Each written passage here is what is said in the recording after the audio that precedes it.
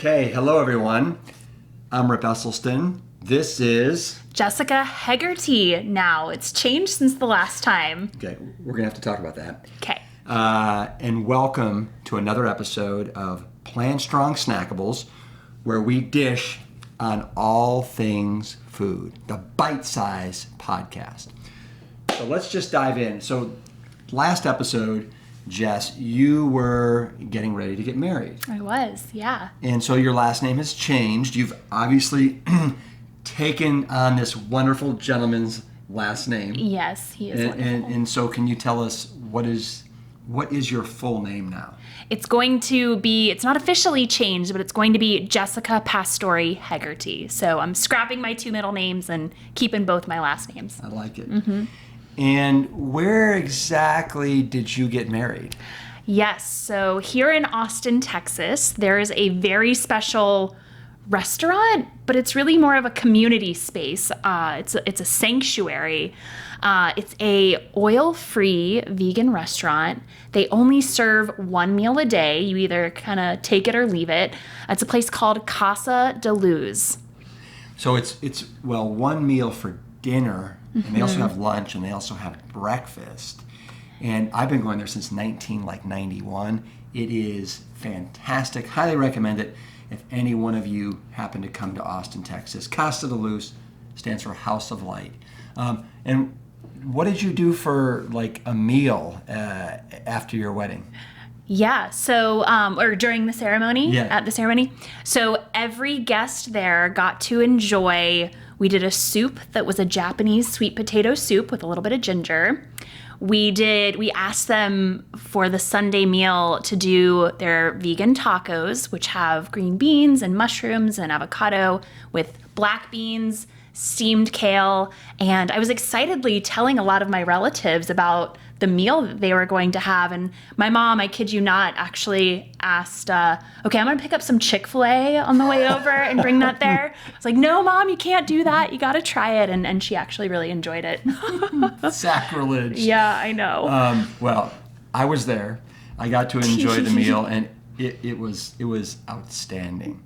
And we so appreciate when we can go out and eat healthy, plant-strong foods. Yeah. And not have to think about it.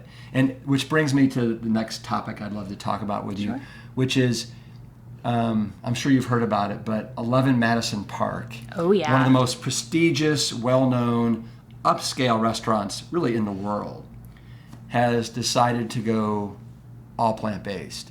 And this is big news, that a restaurant like 11 Madison Park can be this bold, this creative, this innovative. And so I actually was so inspired by Chef Daniel and his decision to do this that I actually want to share with you some of his letter. This is a letter that he wrote to his kind of community. And he talks about how the pandemic has basically brought his industry to their knees. And he had to do everything possible just to keep the lights on, to keep a couple employees. And so one of the things he decided to do was to collaborate with this nonprofit organization called Rethink Food. And in doing so, they started preparing close to 1 million meals for New Yorkers that were experiencing food insecurity. I can't imagine how many there were, during this crisis. And he said it basically just changed. It changed him like to his soul and what was important and what wasn't important. And he wanted to take some of these learnings and apply them going forward. And so they officially opened on June 10th, 2021. And he says, and I'm going to quote, "When we reopen 11 Madison Park on June 10th, every dinner you purchase will allow us to provide 5 meals to food insecure New Yorkers. This food is being delivered by 11 Madison trucks, which is operated by our staff in partnership with Rethink Food." So he says we've created a circular ecosystem where our guests, our team, and our suppliers all participate. That is so cool. That's an incredible story. And it seems like people are really responding to that. I read that their wait list is 15,000 people long. So if you're interested, good luck getting into that place. I don't know when people will be able to actually go there. You better get on the wait list now. Are you going to New York anytime soon? I am. Yeah? I am in the summertime, so I'll see if I can pull some strings. Yeah, good luck. Good luck. That would be exciting. I'll see if I can pull some kale. So what he also says here is that we have always operated with sensitivity to the impact we have on our surroundings, but it was becoming ever clearer that the current food system is simply not sustainable in so many ways. And then he goes on to say, it was clear that after everything we all experienced this past year, we couldn't open the same restaurant. And with all this in mind, he, Chef Daniel, is excited to share that we've made the decision to serve a plant-based menu in which we do not use any animal products. Every dish is made from vegetables, both from the earth and the sea, as well as fruits, legumes, fungi, grains, and so much more. And then this decision was inspired by the challenge to get to know our ingredients more deeply and to push ourselves creatively. It wasn't clear from the onset where we would end up. We promised ourselves that we would only change direction if the experience would be as memorable as before. And that kind of reminds me of all the things that we're doing with PlantStrong Foods. Yeah, absolutely. Thank you, Chef Daniel. I just think about the exposure and the awareness that they're creating in the area. Sea vegetables. I would love to try a Michelin star restaurant's version of a sea vegetable dish. That sounds amazing. Yeah. And let me just finish here because there's just a couple more things I want to say here. Yeah. He says, we asked ourselves, what are the most delicious aspects of our dishes and how can we achieve the same level of flavor and texture without the meat? And what at first felt limiting began to feel freeing, and we are only scratching the surface. And it is so true. You know, when you think about it, 99% of the food on planet Earth comes from plants, and 1% comes from animals and animal byproducts. And we're so honed in on this 1% as a culture and a society that we just can't take off our blinders. And so what I love is that Chef Daniel has the bravery and the courage to take off the blinders, and now he's realizing what we have known for a long time, is that this is a very vast and abundant world that's out there. So he says, all this has given us the confidence to reinvent what fine dining can be. It makes us believe that this is a risk worth taking. And then I'll just finish with this. It is time to redefine luxury as an experience that serves a higher purpose and maintains a genuine connection to the community. A restaurant experience is about more than what's on the plate.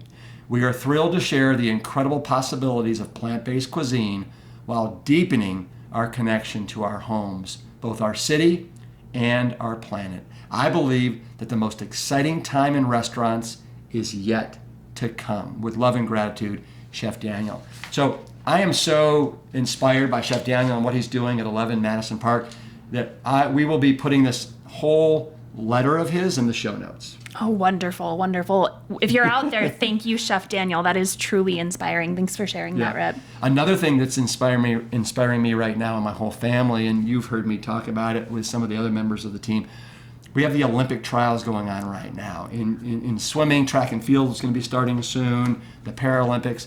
I love this time of the year, every 4 years. And the swimming's going on right now, and I see these commercials. This is on NBC, mind you, on NBC, and I saw a commercial for Incognito, right? It's another plant-based, meat that's out there that's trying to break into this industry. That's a great name. First impressions, great name. I love that. Yeah.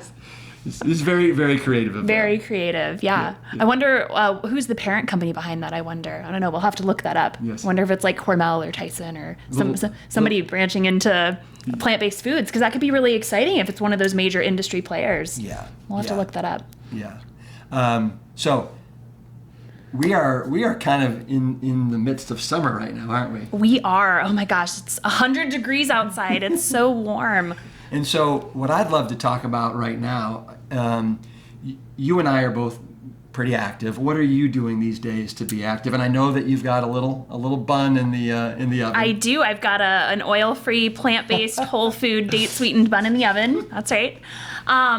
So I've been taking it a little bit easier, but what I love to do is dance. And so I've been doing a lot of Zumba classes where I'm modifying, not doing jumping jacks. But dance is such a huge part of my life, so I've been keeping up with that. And you, of course, have been doing...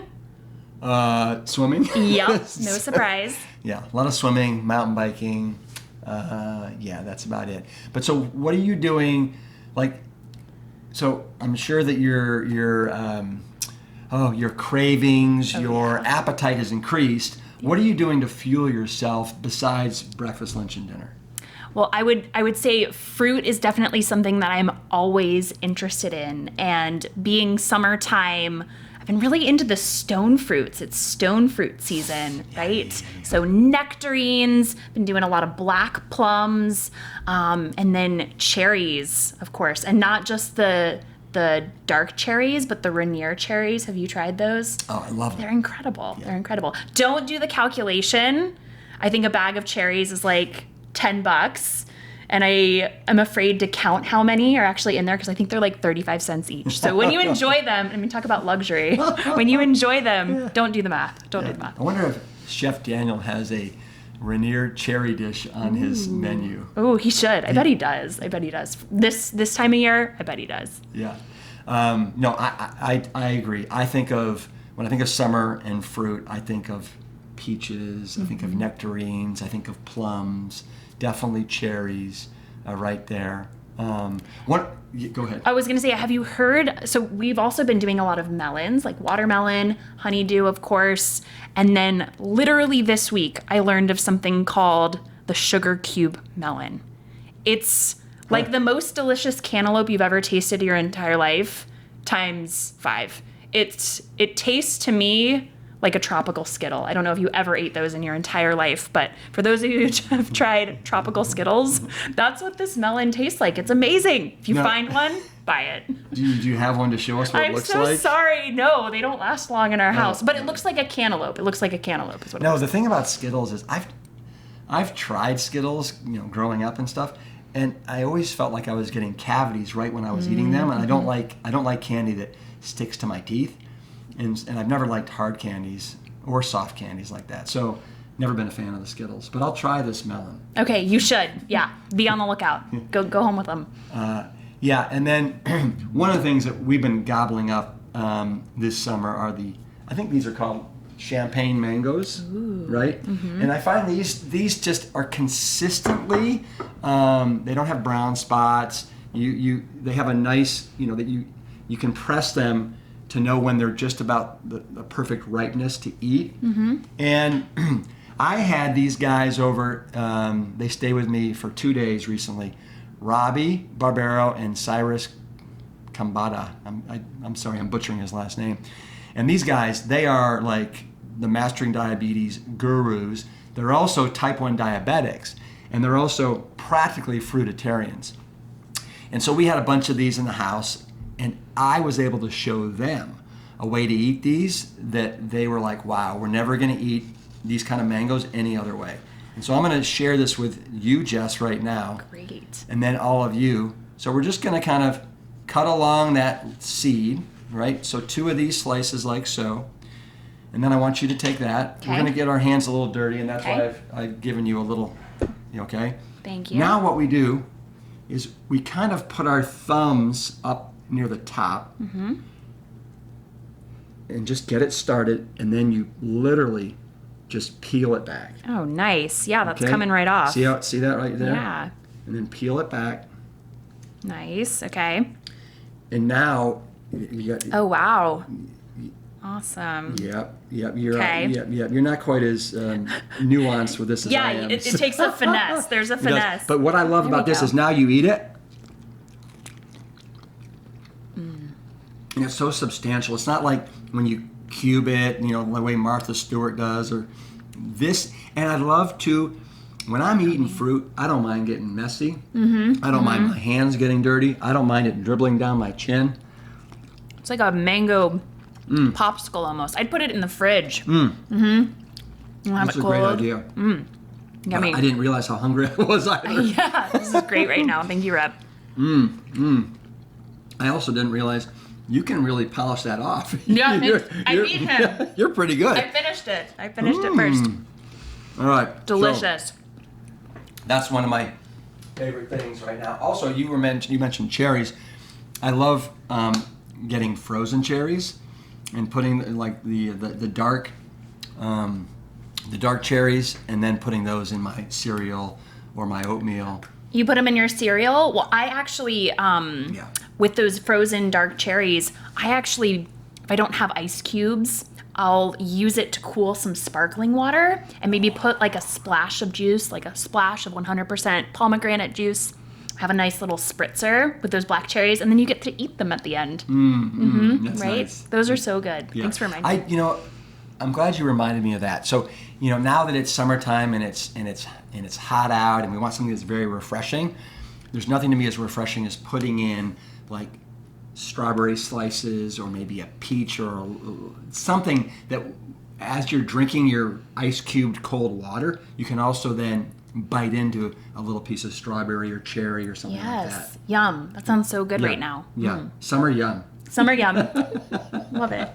Summer yummy. Okay.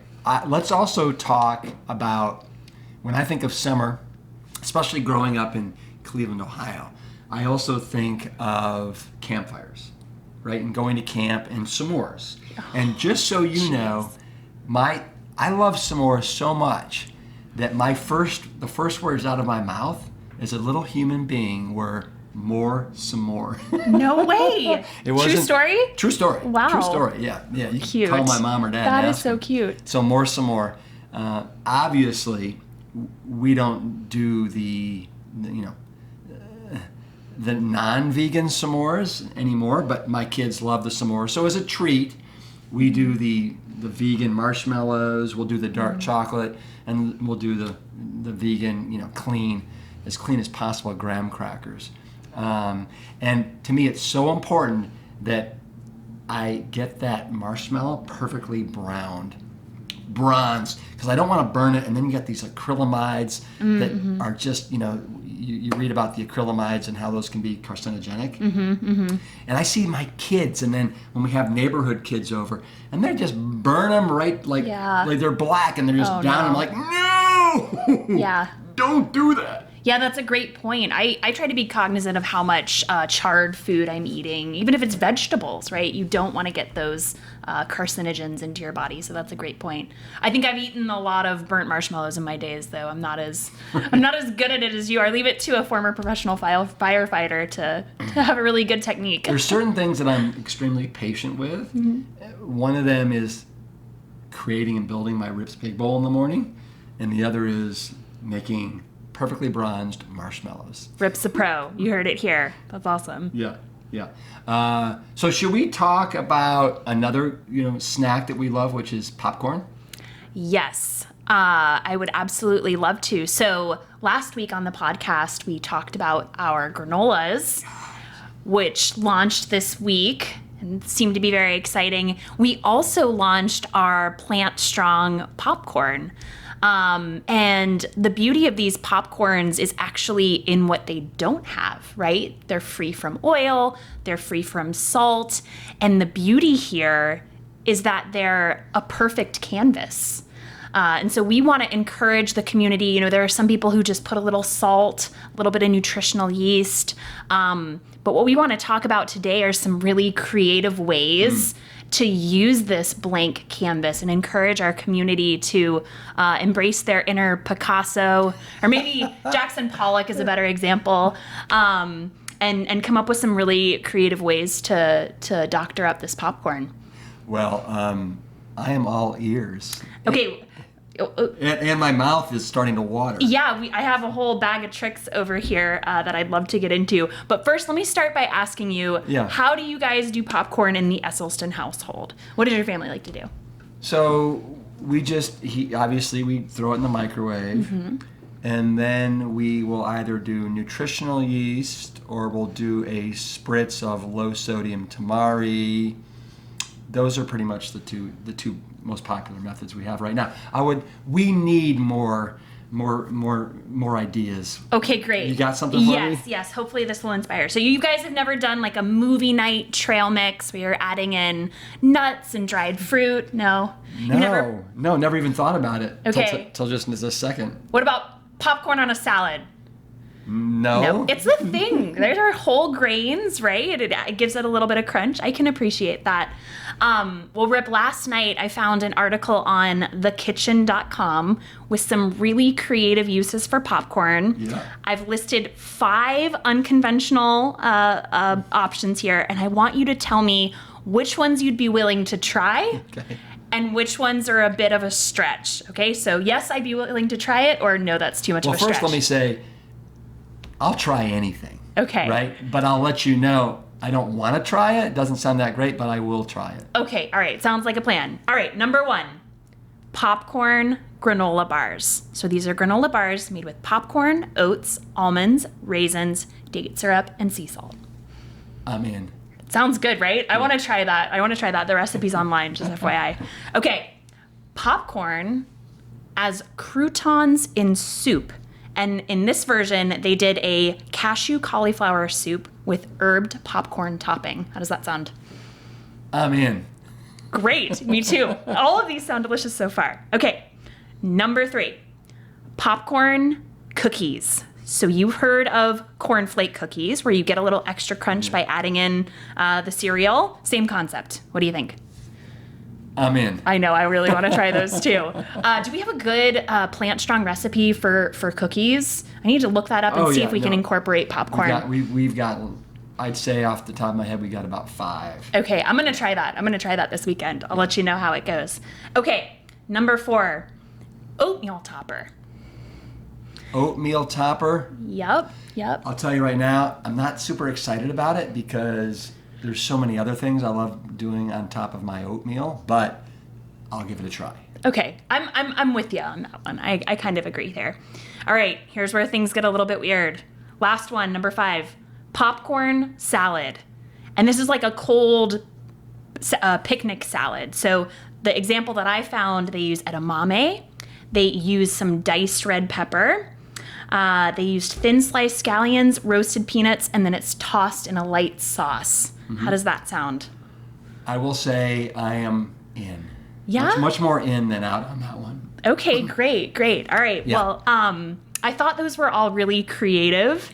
And what I really want to talk about today are some creative ways that we actually doctor up the popcorn. So I've never actually done a popcorn salad. I think that's a little bit too weird. But there's a tip that I want to give anybody who's buying these popcorns online needs to come home with one of these things right here. So it's a spray bottle. Yeah. I got this one. It's blue glass. You can hear me tapping on it. I got this from the aromatherapy department at Whole Foods.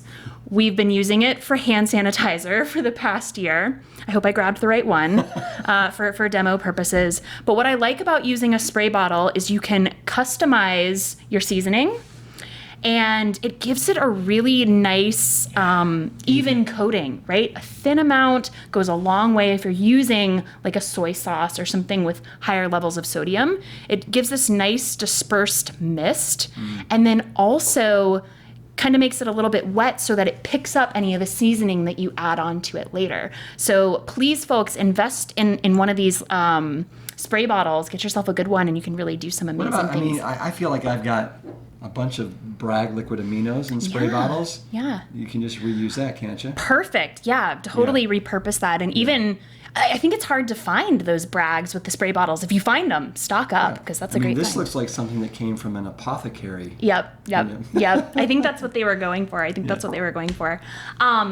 So what I'd like to share with everyone today is, so yes, as we talked about, I am expecting, and when I say I've been craving chips, it's an understatement. These are like crazy, I'm climbing the walls craving some potato chips. I kid you not, I actually woke up after having a dream that I was eating potato chips, grinding my teeth. I was dreaming that I was having these potato chips. And of course, I don't want to put a bunch of fried, oily stuff into my body. I want to nourish my body. So I've been on the lookout. And your baby. And my baby. That's right. I don't want her to have all that oil either. And so I've been looking for chip alternatives, some copycat recipes that still give that crunch for anybody who's craving chips. But is made with whole grain popcorn, right? 3 cups of popcorn count as a day's serving of whole grains, yeah. right? So we want to get that extra fiber. We want to get those whole grains. And so the first one I'm going to talk about, my favorite chip growing up, was Lay's salt and vinegar chips. And so what I've got here today in my spray bottle is 1 part vinegar, 1 part salt. And so in this bottle is apple cider vinegar. You could, of course, use white vinegar. That's typically what's used in the Lay's flavoring. Yeah. You could use rice vinegar. You could use red wine vinegar, any combination of vinegars that you like. And then for the salt, you could use soy sauce. You could use tamari, which is the gluten-free option. In this bottle, do you know what I'm using? Do you know what my favorite salt alternative is? Have you heard me talk about it? No? No. It's ume plum vinegar. That's what I was going to guess. Oh, good. Only because I saw the bottle over there. So I learned about this from Casa de Luz, that amazing restaurant. Yeah. They use ume plum vinegar in all of their salad dressings. It's actually what gives it the sodium. And so since learning their tricks, I've incorporated it. Everything in my house is salted with ume plum vinegar. It's not sour. So don't think vinegar. It's called that, but it's really this, it's like a mild tamari that has an umami flavor to it. It's incredible. Use it for stir fries, use it for soups, use it for sauces. Do you have any idea how many milligrams of sodium there are per tablespoon? Let's check. So 1 teaspoon has 420 milligrams of sodium. So it's the same as your soy sauces. Yep. It's the same, Yep. but a little bit goes a long way in terms of flavor. Well, and that's what I love about the spray bottle. Exactly. Right. Exactly. Yeah. So Are we going to try this? Let's try it. Yeah, I wanna hear what you think. So I'm gonna turn away from the microphone so I don't get any mist there. I'm just gonna spray it. All right, we'll give that a shot. And I don't know how you feel about. It's got a nice. It's pink. Little pink rosy hue to it. Oh yeah, that's right. No, I forgot. You can't see it here in the bottle, but ume plum vinegar is this beautiful pinkish Am I supposed purple to color. wait, or do we? Just... No, go for it. Yeah, let's try it. Oh my gosh. I know that's my favorite. That so kind of jazzes up this naked popcorn. Yeah, the apple cider vinegar. I love it. 1-to-1 ratio. It's not too salty. It's not too vinegary. And It's okay. It was only on the floor for 5 seconds. Oh, jeez. I also brought some dried dill. I don't know if you're interested in like a dill pickle popcorn, but I'll try it. yeah, I want to. Great. I want to add herbs and spices to anything that I can. So dill pickle popcorn sounds good to me these days. Oh yeah. What do you think? Yeah, that was just a nice another layer of flavor that's in there now. Let's pause the podcast because I just want to snack on this for a second. I'm just kidding. All right. Next chip alternative. Hopefully, those of us. Should I move this out of the way? Yeah, you might want to. I'm going to keep eating it if we don't move it. Okay. Hopefully, our listeners have abandoned Doritos long ago. Have you ever tried Doritos, Rip? You've tried them, right? I never liked Doritos. Really? No? No. I think it's because there was a time I ate a whole bag of Doritos. I got sick, and ever since then, I've never liked them. That's probably your body trying to tell you something. Yeah. So I don't know if it's still the case, but I know that for a long time, Doritos was adding flecks to make their chips look more appetizing. Red and green coloring that served no purpose, did not contribute to flavor, but just served to give the look and appearance of spices. I think they've since replaced it, but nobody wants to be putting that in their body, right? So for those of you who have moved on from Doritos but still feel that nostalgic tug, I've got a great popcorn recipe that mimics the Doritos flavor. So it uses nutritional yeast, garlic, onion, cumin, paprika, chili powder, cayenne pepper, and salt. And of course, we will post all of these in the show notes so people can look it up. Do we get to try that right now? No, I didn't make it up. I'm so sorry. It sounds so good, right? We didn't have any chili powder, so I wanted to revisit my old Dorito cravings that were stymied for 30 years. Yeah. Bring that back. Bring that back onto the menu. One thing that I wanted to say about Doritos, I think the Doritos Locos Taco is one of the most ingenious marketing things of all time, right? Why? What do you find ingenious about it? So for those of you who don't know what it is, Doritos partnered with Taco Bell to create a taco that was made out of a Dorito. So the shell of the taco is just one giant Dorito. Isn't that a great idea? It's genius.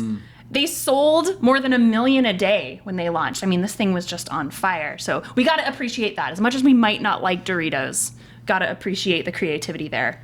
Maybe, what would PlantStrong's version of a Doritos? Should we do a Dorito-flavored granola? Oh my gosh. That'll be our April Fool's. That'll be our April Fool's prank. On the team, we'll say, we've got the best idea for another granola SKU. I don't know if it's the pregnancy, but that actually sounds kind of good right now. All right. So the last copycat chip flavor that I'd like to talk about, I'd love to do a cheddar and onion popcorn. Doesn't that sound great? And of course, we're not going to be using cheddar. We would use... nutritional yeast? That's right. So one of the things about nutritional yeast that's important, and I'm sure many people know this, is the Bragg's version, which is the most popular brand, is actually fortified with B12. And of course, if you're eating a plant-based diet, you want to make sure that you're getting B12 supplements. So this is a great way to do it. Just put it on some popcorn, right? For those that are interested, one serving size is 1 tablespoon. Mm-hmm. Yep. And that tablespoon gives you 11 micrograms of B12. Great. And I would also let folks know that if you're buying your nutritional yeast in bulk from the bulk section where you scoop it, make sure that it's fortified with B12. Actually, a lot of the ones that are sold in bulk sections are not. So just be sure to check. Yeah. And our daily requirement for people that want to know, it's very low. It's 2 to 3 micrograms per day. Great. Yeah. Wonderful. So for this cheddar and onion popcorn, you're going to fill your spray bottle with 2 parts ume or tamari or soy sauce, 1 part lemon juice to give that sour flavor that we're looking for, and then you're going to spritz the popcorn and add a sprinkle of onion powder. You could, of course, use garlic powder as well, maybe some paprika to give it some color. And if you want to go for a smoked cheddar and onion, you could use smoked paprika. I think that would be a really great combination. So again, we're going to be posting these recipes, but I really want the community to feel empowered to create their own masterpiece, have the confidence to explore. There's really... The possibilities are endless. You could do wasabi. You could do kelp granules. You could do curry powder. It's kind of hard to think of something that wouldn't work for the popcorn. Any ideas, Rip? Not off the top of my head. I just want to say that this is just, it's a testament, and also to what Chef Daniel said with, 11 Madison Park, how we're just scratching the surface. Oh, yeah. The possibilities are absolutely endless. And it's just the only limitations are your mind, right? The creativity that is boundless in each and every one of us. Do you have another thing we're going to do? Well said. Okay, so last one. So, of course, it's not just the salty cravings that are hitting these days. I'm also looking for something sweet and salty and crunchy and buttery. So I can't think of anything better than caramel corn. Doesn't that sound good right now? So what I've got for you today, Rip. Now that you mention it, I probably would like a peanut butter popcorn. Ooh, interesting. That's a really creative one. Made out of PB2. Yes, right? That's a great idea. So next time, let's try it and we'll see what we think. Rip, I love it. I love it. What would we spray it with to really adhere? We'll have to think of something to spray it with. Spraying. You don't need to spray it? I'd be pouring. The PB2? Yes. For those of you who don't know, there's this dehydrated peanut butter. Yeah. Man, you could add some dried fruits to it. It'd be a PB&J. Yeah. Oh, that's awesome. I love it. I love it. Yeah. Oh, I got it. I know what you could do to help the peanut butter stick better. You could use date syrup, which is exactly what we're using in this last example. So what I've got for you today, no, this isn't Yellowbird. It's just in a Yellowbird hot sauce squeeze tube. It's 7 dates blended in a high-speed blender with 1 cup of water. That's it. But I like putting it in the squeeze tube, of course, because you can, get a nice drizzle. Are those medjool dates? Of course they're medjool dates. Of course they're I don't know why I even asked. From Batista Farms? Oh, no. I like to eat those plain. Those are too special. They're out for the season. They're not coming back till September. Yeah. What are we going to do? The pain. The pain.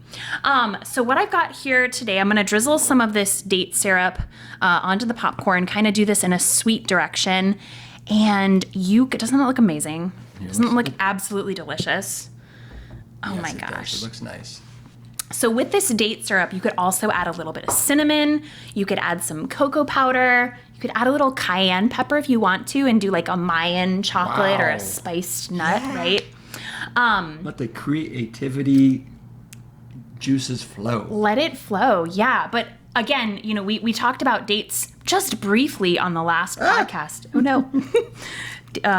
Date sweetened popcorn down. We talked about dates on the last podcast, and we forgot to touch on my favorite fact about dates. So they're incredibly nutritious. Gram for gram, they have more fiber than broccoli, blueberries, some varieties of beans. We talk about the importance of fiber all the time, right? We're friends with Dr. B, the author of Fiber Fueled, right? Fiber is so important. So dates are a really good source for fiber. They are also mineral rich. So they contain bunch of potassium. More than bananas even. And they also have magnesium and copper. And then most exciting for me, studies show that pregnant women who consume 6 dates a day in their last month of pregnancy significantly reduce their risk of postpartum hemorrhaging. But most incredibly, they shorten their labor time by an average of 6 to 7 hours. So you don't have to twist my arm. I will be eating 6 dates a day. Probably even longer. Do you know where this study came from? Is it reliable? Yes, it is. So I actually, of course, looked this up on nutritionfacts.org. Yeah. They linked me to this study that came out in 2011. It's called The Effect of Late Pregnancy Consumption of Date Fruit on Labor and Delivery. Wow. Yeah. So those that are expecting, go grab yourself some dates. Oh my gosh. PlantStrong community. Do you know a pregnant lady? Send her some medjool dates and instruct her to eat some in the days leading up to her delivery. I don't know how it's not a thing for baby showers, like a fancy box of dates. We could call it due dates. But this is PlantStrong's next product. That's awesome. Yeah, get a subscription to Batista Farms medjool dates. That's what every pregnant lady wants. She doesn't know it yet, but that's what she wants. The power of plants knows no boundaries. Truly. Truly. So before we close out our bite-sized podcast, sorry we went a little over today, so you've taken on Evan's last name. Mm-hmm, I have. Yeah. And so why did you decide to do that? It just felt right. Yeah, there's no real rhyme or reason.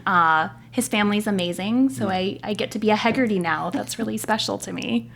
That's awesome. Yeah. Thank you, Rip. Yeah. So, Jess, thank you. Love all the great ideas, and it's been a great episode. It was awesome. Thanks, Rip. Talk to you soon. Plant strong.